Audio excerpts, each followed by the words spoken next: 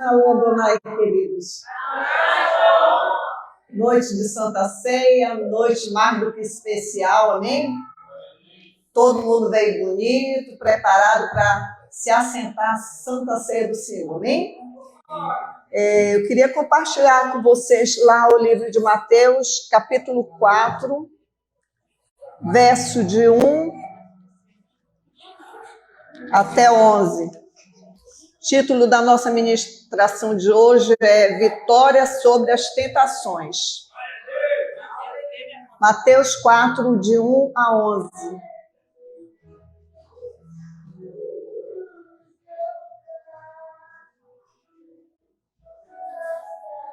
A palavra de Deus fala assim: a seguir foi Jesus levado pelo Espírito ao deserto para ser tentado pelo diabo. E depois de jejuar 40 dias e 40 noites, teve fome. Então o tentador, aproximando-se, lhe disse: se és filho de Deus, manda que essas pedras se transformem em pães. Jesus, porém, respondeu: está escrito, não só de pão viverá o homem, mas de toda palavra que procede da boca de Deus. Então o diabo levou a cidade santa, colocou-o sobre o pináculo do templo, e lhe disse: se és filho de Deus, atira-te abaixo, porque está escrito, aos seus anjos ordenará a teu respeito que te guardem. E eles te sustentarão nas suas mãos para não tropeçares em alguma pedra. Respondeu-lhe Jesus: também está escrito, não tentarás o Senhor teu Deus. Levou ainda o diabo a um monte muito alto, mostrou-lhe todos os reinos do mundo e a glória deles, e lhe disse: tudo isto te darei se prostrado me adorares. Então Jesus lhe ordenou: retira-te, Satanás, porque está escrito, ao Senhor teu Deus adorarás e só a ele darás culto. Com isto o deixou o diabo, e eis que vieram os anjos e o serviram. Amém? Louvado seja Deus. Podeis nos sentar, queridos.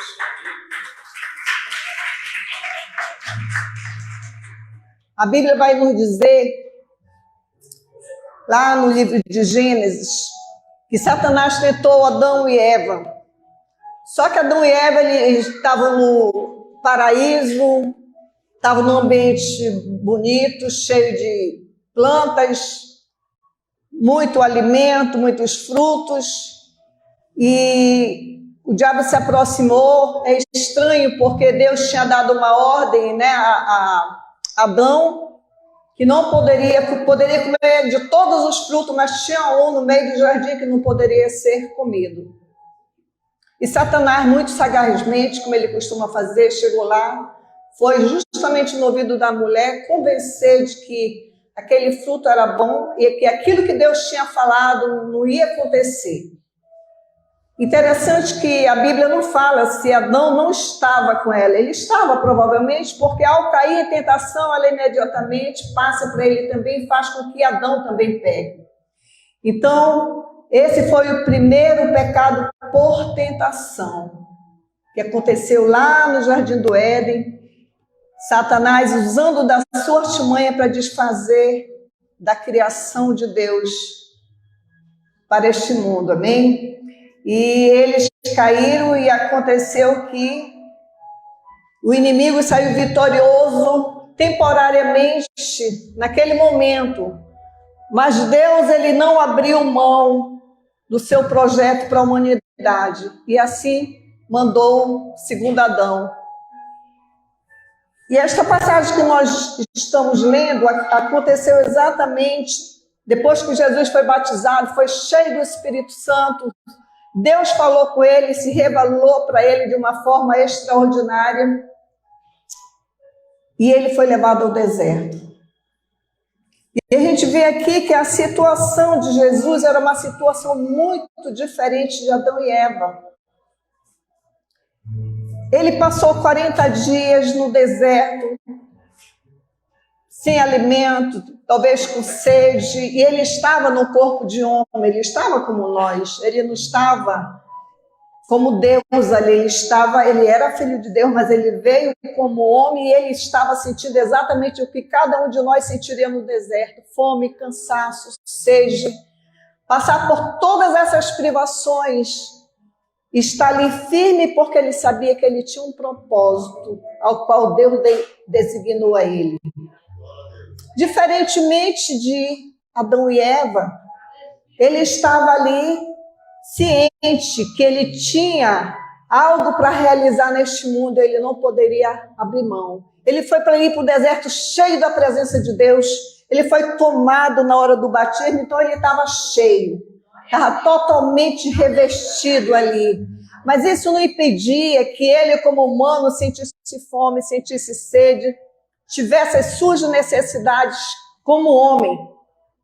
E o inimigo, sagazmente, como sempre ele faz, ele vive ao nosso derredor, estava ali acompanhando de perto, esperando o momento de atacar, porque é assim que ele faz.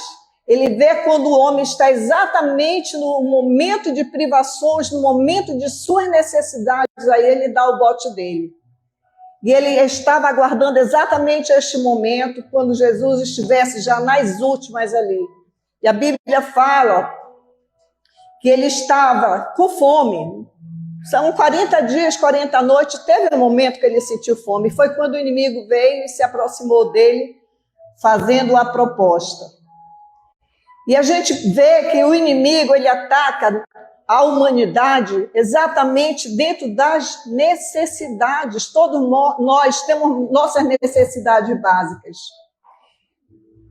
Infelizmente, muitas pessoas caem na tentação do inimigo exatamente no momento de maior necessidade, porque ele conhece exatamente a natureza humana, ele conhece exatamente as nossas fraquezas, e ele sempre vai atacar nesses momentos que a pessoa está nessa necessidade daquele ponto.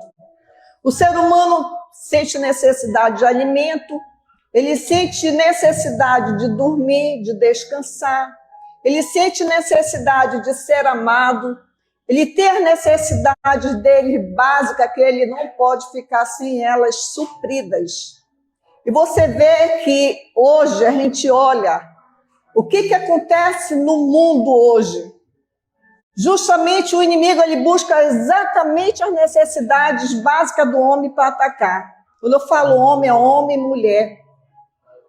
Momento de necessidade de um emprego, a pessoa é tentada para fazer coisa, está desempregada, está com uma necessidade em casa, o inimigo vai lá, vai roubar, vai ali, vai ataca ali.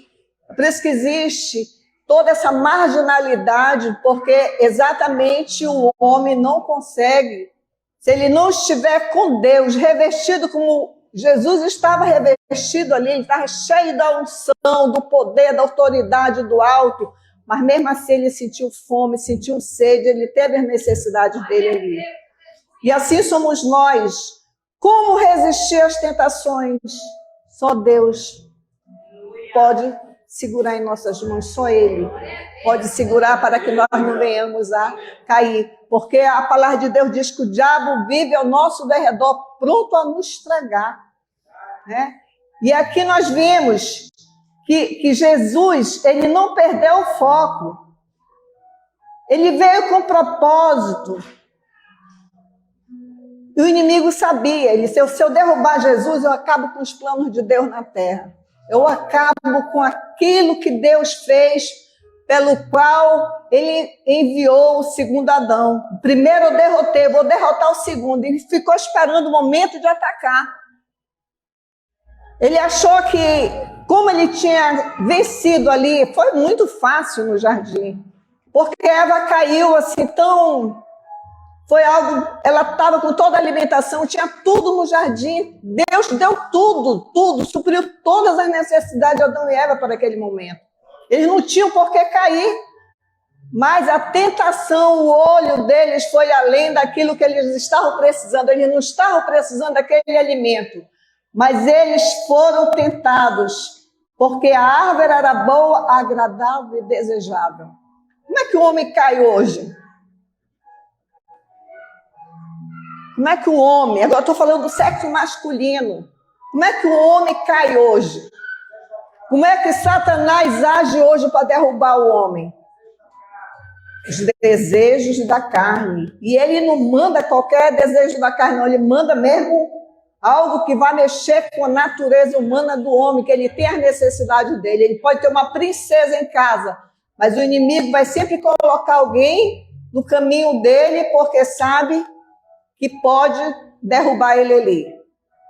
Porque ele conhece as fraquezas, as fragilidades, as necessidades do homem. Então Satanás chegou próximo de Jesus ali e disse, e depois de jejuar 40 dias e 40 noites, teve fome. Então o tentador, aproximando, lhe disse, se és filho de Deus, manda que essas pedras se transformem em pães. Jesus, porém, respondeu, está escrito, não só de pão viverá o homem, mas de toda palavra que procede da boca de Deus. Ele tinha ele estava preparado exatamente para resistir ao diabo. Ele estava revestido do poder de Deus e tinha a palavra com ele. Jesus prevaleceu. Amém? Neste momento, o inimigo ainda não ficou satisfeito. Eu queria antes falar sobre o que é a tentação. A palavra tentação aqui significa impulso para a prática de alguma coisa censurável, não recomendável. Era recomendado que Jesus se alimentasse ali por algo oferecido, para ele mostrar o poderio dele e transformar tudo ali em alimento para ele? Não, ele não poderia, ele não estava no momento de mostrar todo o poder, toda a autoridade dele nas terras. Ele poderia sim, mas ele tinha um propósito que ele não podia desobedecer a Deus. Deus levou ele porque Deus estava treinando ele. Era o livre-arbítrio dele que estava prevalecendo ali. O homem tem o livre-arbítrio.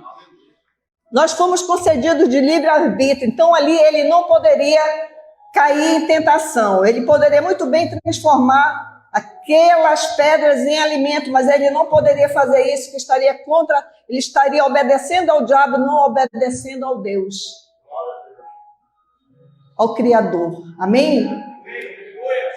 O conceito bíblico de tentação é um teste para demonstrar genuidade, fidelidade e caráter. Jesus não fingiu de ser tentado, sua tentação foi real. Ele estava ali sendo tentado como qualquer um de nós. Mas a Bíblia nos ensina que nós temos que ter caráter, ser genuíno. Nós somos filhos de Deus. Um dia nós entregamos nossa vida ao Senhor. Nós nos comprometemos a deixar nossa velha natureza humana para trás e sermos revestidos do caráter de Deus em nós. Se eu tenho o caráter de Deus em mim, por que eu vou ficar desobedecendo a Deus, fazendo a vontade das coisas da carne, da nossa natureza humana? Não posso. É bonito, é. Vai para lá, Satanás. É bom, é. A tentação, às vezes, sacode o homem, mas o homem tem que resistir. Eu gostei do testemunho agora da Fabíola. Ela se posicionou como serva de Deus. Ela se posicionou. Sei exatamente o que a Fabíola passa, porque é assim mesmo nas repartições públicas. E ela se posicionou e Deus honrou. Que lindo como Deus honrou, porque é assim que Deus faz conosco. Quando nós nos posicionamos como servo de Deus, como homens e mulheres de Deus, Deus ele fica observando, filho meu, bom e fiel, estou contigo. É isso que o Senhor espera de cada um de nós, nos posicionarmos aqui. Jesus ele se posicionou, não só de pão viverá o homem, mas de toda a palavra de Deus. É esse posicionamento que nós temos que tomar, homens, mulheres, seja lá quem for, quando se sentir tentado. Não se vender por uma migalha que logo passa, logo acaba, mas a nossa salvação ela é eterna. E Deus nos honra Deus honra aqueles que se posicionam como servos fiéis. Satanás não se deu por satisfeito, ele disse, vou dar outro bote. Então o diabo levou a cidade santa, colocou sobre o pináculo do templo e lhe disse, se és filho de Deus, atira-te abaixo, porque está escrito, aos seus anjos darão a ordem ao teu respeito para que te guardem. Eles te sustentarão nas suas mãos para não tropeçar em alguma pedra.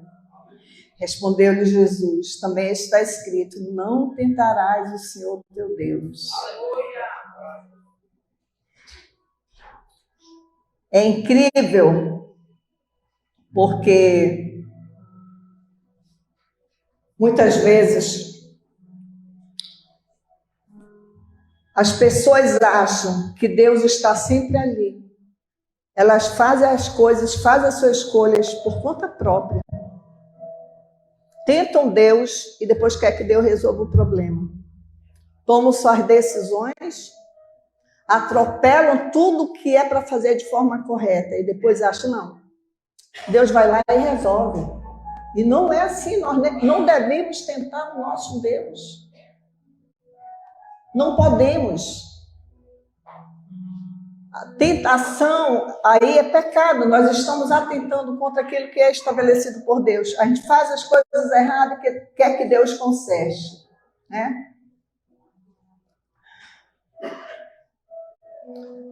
Nós aprendemos aqui quando Jesus fala, não tentarás o Senhor teu Deus. Então, são atitudes nossas erradas que muitas vezes nos levam a sofrer as consequências e às vezes culpamos Deus para não agir naquele momento. A culpa não é dele, são as nossas decisões que trazem as consequências sobre nossas vidas. Então nós temos que ter muito cuidado com aquilo que nós fazemos. Muito cuidado com o que nós fazemos, porque nem sempre o Senhor está no negócio. E quando Deus não está no negócio, a gente não vai cobrar dele qualquer coisa. Como é que a pessoa se joga, sabe que pode morrer? Claro que Jesus, se ele se jogasse ali, claro que ele não ia morrer, que o Pai não ia deixar, mas não poderia passar na frente daquilo que já estava estabelecido. Mas nós não podemos tentar o nosso Deus de jeito nenhum. É que nem você sabe que está tendo um tiroteio e você vai querer passar por ali. Você sabe que você vai ser ferido, porque está tendo tiroteio. Não é porque tu é crente, porque tu é fiel a Deus, que ele vai estar ali. A bala vai desviar a bala de ti, não. Está rolando tiroteio e se tu for para lá, tu vai ser ferido. Tu vai te meter com uma pessoa que vai ser prejudicial na tua vida? Foi Deus que mandou? Não. Você vai colher as consequências. Você sabe que aquilo é errado para a tua vida, tu te mete. Depois tu diz, o Senhor vai me livrar. Não vai não. Não vai mesmo. Porque nós estamos fazendo escolhas de nós mesmos, achando que Ele vai dar o livramento. Nós temos que andar sempre em linha com aquilo que é estabelecido por Deus para a nossa vida, sempre em obediência de tudo aquilo que é o normal fazermos como servos de Deus, que a obediência é tudo. E quando nós não obedecemos, nós colhemos os frutos.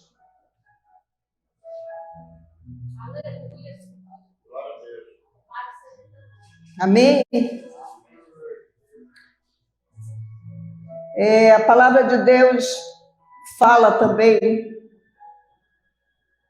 que nós podemos ser fortalecidos no Senhor e na força do seu poder. Nós temos que resistir às tentações diárias na nossa vida, porque nós sempre seremos tentados em todos os momentos na nossa vida. Ao sairmos de casa, nós já estamos sendo tentados. Todos os momentos da nossa vida, o inimigo, ele vive ao nosso derredor, pronto a nos estragar. pronto a nos destruir.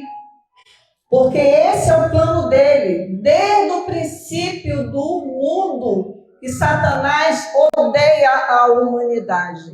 E quanto mais nós buscamos a Deus, mais ele fica ali. É por isso que o crente vive em luta. Porque a nossa luta não é contra carne ou sangue, mas sim contra principados e potestades. Nós temos passado por lutas diárias. Eu acredito que todo mundo aqui tem a sua luta. Porque Satanás, ele quer nos destituir daquilo para o qual Deus já nos constituiu. E ele vai sempre pelejar, vai sempre tentar nos enfraquecer, nos entristecer, jogar lutas, as pelejas que vêm e os pratos que ele oferece. Ele sempre vai ter um prato te oferecendo ali para desviar a tua atenção do teu propósito neste mundo. Qual é o nosso propósito? Um dia morar com o Senhor. E para isso nós lutamos diariamente. Jesus tinha um propósito. Estava com fome, estava com sede, devia estar cansado, extremamente cansado, devia estar desejando um bom alimento depois de 40 dias, devia estar fraco, debilitado, tudo que ele mais queria era descansar, se alimentar, tomar um bom copo de água, mas ele resistiu porque ele não poderia perder o foco para o qual Deus chamou ele. Ele tinha um propósito que ele não poderia fugir. Então, amados, cada um de nós tem pontos vulneráveis. Ele estava, a vulnerabilidade de Jesus naquele momento era fome, sede e cansaço. Todos nós temos uma vulnerabilidade, não tem para onde fugir. Todos nós temos uma vulnerabilidade. E essa vulnerabilidade é justamente onde Deus nos usava quando nós estávamos no mundo. E Satanás sabe disso. Ele sabe disso e ele sempre vai bater na mesma tecla. Eu sempre ministro sobre isso. E é esta área da nossa vulnerabilidade que nós temos que estar ali aos pés do Senhor todos os dias, sabendo que é ali que ele vai bater, até que você venha cair. Por isso que nós temos que fortalecer essas áreas, porque é justamente aí que ele vai bater. E aquela vulnerabilidade do Senhor naquele momento era a fome, a sede, o cansaço, a necessidade de descanso. Medite hoje qual é a minha vulnerabilidade, onde o inimigo tem me tentado. Qual é a área da minha vida onde ele pode bater que eu possa ser destruído por ele, possa cair. Amém?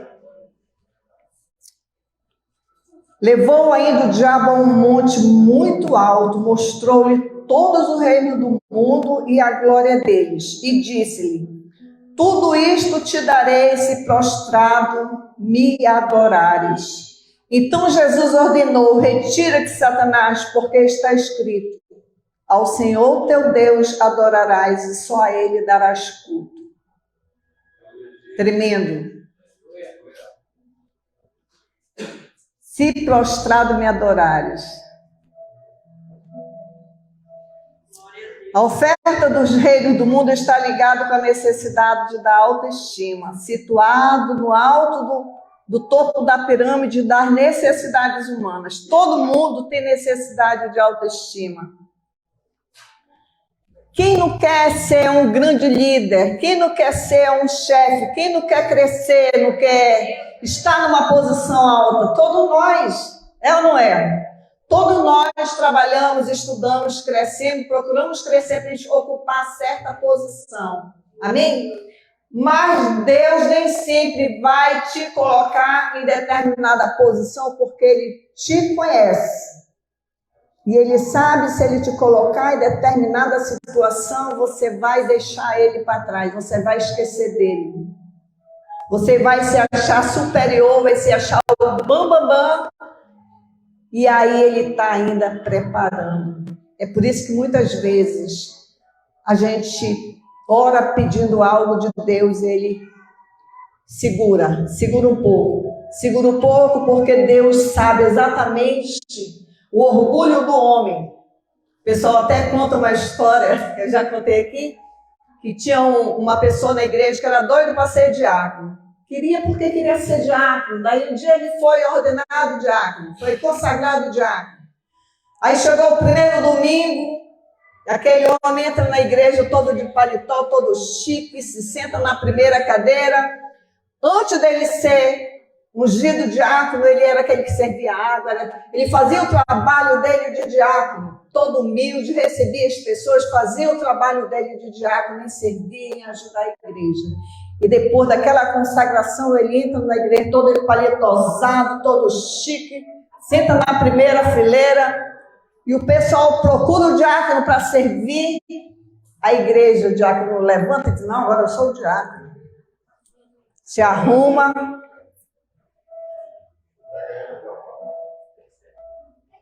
porque ele foi consagrado diácono. Então o orgulho, a soberba já tinha subido a cabeça. Muitas vezes a pessoa ora, Senhor, me dá um cargo bom, Senhor me abençoa, aí Deus abençoa. E quando a pessoa ocupa aquela posição, isso não é todo mundo não, mas isso acontece, não é todos, porque tem muita gente que é preparada mesmo para crescer, tem a humildade dentro de si. Mas infelizmente o inimigo coloca o orgulho no coração do homem. Sou baterista. Então, amados, Deus conhece exatamente como nós somos. Conhece nosso deitar, nosso levantar. Ele conhece tudo exatamente como nós somos. Nós temos que falar para Deus: Deus, me prepara, me capacita para quando eu ocupar aquela posição que tu vais me colocar, Senhor, para eu ser simples e humilde como sempre fui.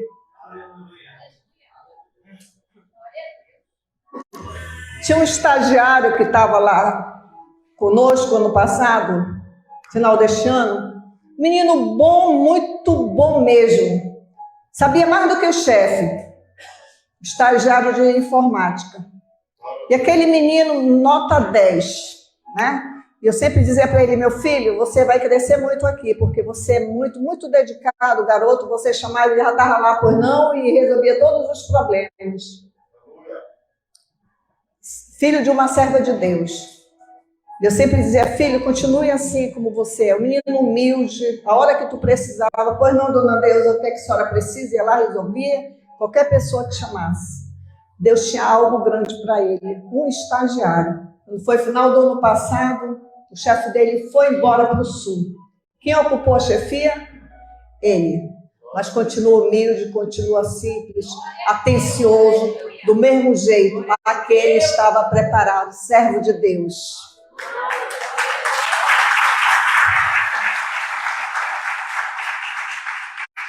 A palavra de Deus nos ensina que o maior tem que servir. Nós temos que alimentar isso em nós.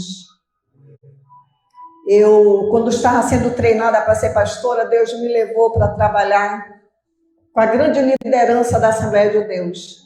E Deus me colocou numa posição ali que eu reunia com aqueles pastores, grandes líderes, Samuel Câmara, Jonatas Câmara. E a coisa que eu mais admirava, quando nós estávamos na nossa reunião, eles serviam. Quantas vezes me serviram água? Quantas vezes me serviram cafezinho? Aqueles realmente exerciam aquilo que Deus espera de cada um de nós. E nós devemos ser exatamente esse, ter essa humildade de servir. Amém? Então aqui Satanás, ele pedia tudo isso, ele dizia: tudo isso te darei se prostrado me adorares. Então Jesus ordenou: retira de Satanás, porque está escrito: o Senhor teu Deus adorarás e só a ele darás culto. Ele quer ser adorado, quer ser exaltado. A soberba, a altivez não é de Deus. De Deus é a simplicidade, a humildade. Nós temos que procurar sempre servir uns aos outros. ter essa humildade, porque Jesus nos ensinou isso quando ele esteve entre a humanidade. O que ele fazia? Ele era simples, humilde. Ninguém vê nenhuma narração de Jesus com soberba, não. Lavou os pés dos discípulos, andava no meio onde ninguém queria andar, no meio das prostitutas, no meio fazendo a obra do Senhor, servindo a obra de Deus que Deus entregou a ele. Então esse exemplo nós temos que ter conosco. E como eu estava falando, se nós queremos alçar altos postos eclesiásticos ou no secular, nós devemos primeiro dizer: Deus, me prepara, me capacita primeiro para que eu esteja à altura onde quer que eu vá. A gente tem experiência de pessoas que mudam completamente no nosso meio. Mas a soberba, a altivez, ela precede a queda, a derrota. Nós tivemos uma experiência no nosso ministério. Tinha uma das nossas congregações que mais crescia, porque o pastor era muito bom, ia atrás das almas, e era a igreja que mais crescia, mais se desenvolvia, mas à medida que a congregação ia crescendo, ele ia estufando o peito. Era o melhor de todos. Minha congregação tem mais gente, eu sou o cara, eu sou o bambambam da Master Brasil, e a soberba. Na época eu era bispa. Não sei o que eu fui falar para ele. Ele disse: quem a senhora pensa que é? Me humilhou na frente de todo mundo. Quem a senhora pensa que é? E eu era coordenadora das congregações, era a líder dele, orava por ele, pagava preço por ele. E ele tufou o peito. Tipo assim, minha congregação cresce, eu estou trazendo muito discípulo. Quem a senhora pensa que é? Eu disse: só aquela que se ajoelha toda noite e ora por ti. Eu sou a tua líder. Eu pago o preço por você. Para mim a senhora não é nada, não é ninguém. Eu disse: tá bom, filho, não vou mais orar por você. Você não precisa das minhas orações, né? Tá bom, não vou mais orar por você. Amados, em pouco tempo, aquele grande líder caiu, acabou com a família, acabou com tudo mesmo, foi horrível. O apóstolo Livros acompanhou, então a soberba precede a derrota. Nós temos que ter o coração puro. Nós temos que ser simples e humildes em todos os momentos da nossa vida. Nós temos que ter um coração que agrade a Deus. Amém? Então, o inimigo ofereceu diversos meios para que Cristo abandonasse a sua missão na terra.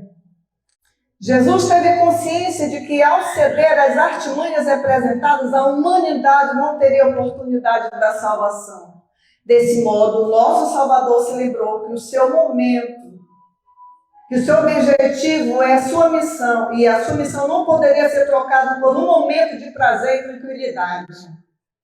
Com o poder da palavra de Deus, Cristo venceu as tentações e expulsou o inimigo.